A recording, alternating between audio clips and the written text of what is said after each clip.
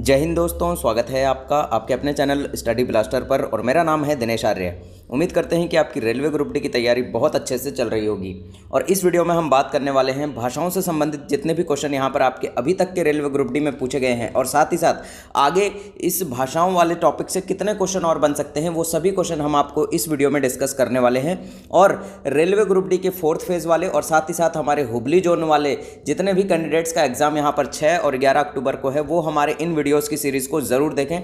Daily हम इस तरह के बहुत सारे वीडियोज़ आपके लिए लेकर आने वाले हैं। तो इसीलिए अगर आपने चैनल को सब्सक्राइब नहीं किया तो सबसे पहले तो चैनल को सब्सक्राइब कर लीजिए और बेल आइकन को प्रेस कर लीजिए, ताकि वीडियो का नोटिफिकेशन आपको सबसे पहले और सबसे जल्दी मिल सके। तो यहाँ पर देखिएगा, आपका यहाँ पहला जो क्वेश्चन यहाँ पूछा गया था भाषाओं से संबंधित और शास्त्रीय भाषाओं से संबंधित। तो देखिए क्या पूछा गया, पहला क्वेश्चन कि राजभाषा अधिनियम कब बनाया गया। तो जो राजभाषा अधिनियम बनाया गया था, ये बनाया गया था 1963 में।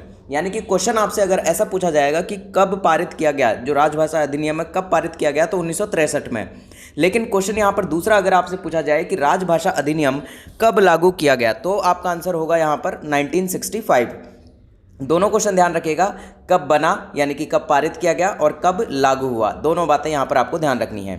संविधान में देखिए, यहाँ पर आपसे क्वेश्चन पूछा जा सकता है कि संविधान में कितनी भाषाएं ऐसी हैं जिन्हें की मान्यता प्राप्त है, या फिर संविधान में मान्यता प्राप्त भाषाओं की संख्या कितनी है। तो टोटल मान्यता प्राप्त भाषाओं की संख्या है यहाँ पर 22। बात करें यहाँ पर भाषाओं को कौन सी अनुसूची में यहाँ रखा गया है, तो भारत का अनुसूची नंबर 8वां जो भारतीय संविधान का है, शेड्यूल नंबर 8 जो है, इसके अंदर यहाँ पर भारतीय भाषाओं का वर्णन किया गया है। यानी कि भारत में कितनी भाषाओं को यहाँ पर संविधान में मान्यता प्राप्त है, उन सारी चीज़ों का जो वर्णन किया गया है वो अनुसूची नंबर 8 में किया गया है। अगला जो क्वेश्चन आपसे पूछा गया था यहाँ पर कि भारत में सबसे ज़्यादा बोली जाने वाली भाषा कौन सी है। तो ध्यान रखिएगा, भारत में सबसे ज़्यादा बोली जाने वाली भाषा यहाँ पर हिंदी है, जो कि 43.6% लोगों के द्वारा यहाँ पर बोली जाती है।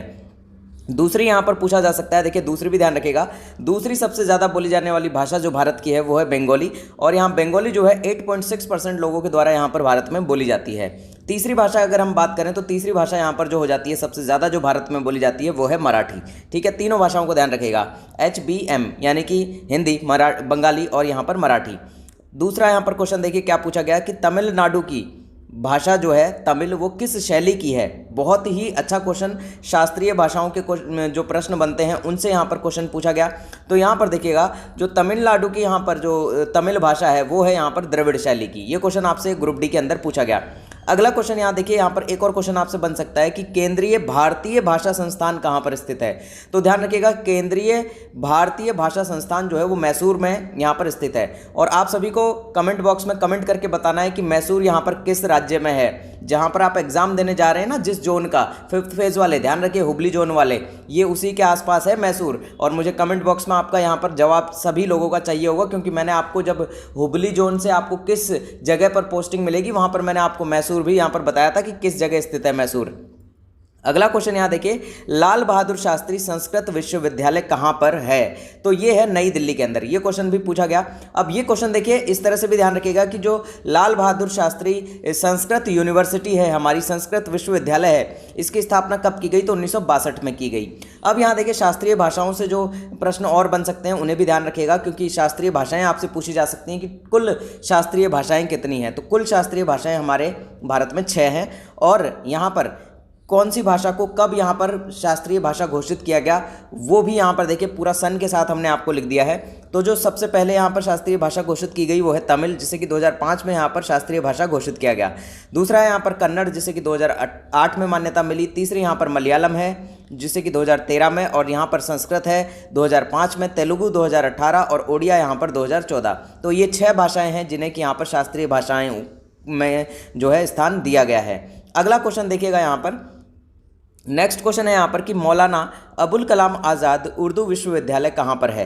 तो ये देखिएगा, ये हैदराबाद में है और इसकी स्थापना कब की गई थी, 1998 में। ये क्वेश्चन भी आपके ग्रुप डी में पूछा गया। अगला क्वेश्चन जो आपको ध्यान रखने हैं, जो क्वेश्चन जहाँ से कि क्वेश्चन आपके बनने की संभावना यहाँ पर बहुत ज़्यादा है, जो कि आगे आने वाली आपकी शिफ्ट्स में आप यहाँ से क्वेश्चन काफ़ी ज़्यादा बन सकते हैं। तो देखिए, भारत की पहली स्पोर्ट्स यूनिवर्सिटी, यहाँ पर खेल विश्वविद्यालय जो है वो कहाँ पर बनाया गया है, तो ये बनाया गया है मणिपुर, इम्फाल में। ठीक है, नेक्स्ट क्वेश्चन आप देखिएगा क्या पूछा गया है। तो नेक्स्ट क्वेश्चन आपका बन सकता है यहाँ पर, पहली ट्रांसजेंडर यूनिवर्सिटी कहाँ पर स्थापित की गई? तो कुशीनगर, और कुशीनगर कहाँ पर है? यूपी के अंदर। नेक्स्ट क्वेश्चन यहाँ देखिएगा, भारत की पहली डिजिटल यूनिवर्सिटी। अब देखिए आपको पता है कि शिक्षा के क्षेत्र में भारत का सबसे अग्रणी, सबसे महत्वपूर्ण और सबसे सर्वोच्च राज्य कौन सा है? तो केरला है। तो यहाँ पर केरल के अंदर ही यहाँ पर डिजिटल यूनिवर्सिटी जो है, यहाँ पर पहली जो डिजिटल यूनिवर्सिटी है वो स्थापित की गई है। अगला क्वेश्चन है, भारत की पहली रेलवे यूनिवर्सिटी। रेलवे का एग्जाम दे रहे हैं, ध्यान होना चाहिए कि रेलवे की यूनिवर्सिटी कहाँ पर है? तो बड़ौदा। और कमेंट बॉक्स में बताना है कि बड़ौदा भारत के किस राज्य में आता है। तो ये कुछ महत्वपूर्ण प्रश्न थे। उम्मीद करते हैं कि आपको वीडियो पसंद आया होगा। पसंद आया हो तो लाइक जरूर यहां पर कर दीजिएगा और वीडियो को शेयर कर दीजिएगा। मिलते हैं अगले वीडियो में, तब तक के लिए जय हिंद, जय भारत।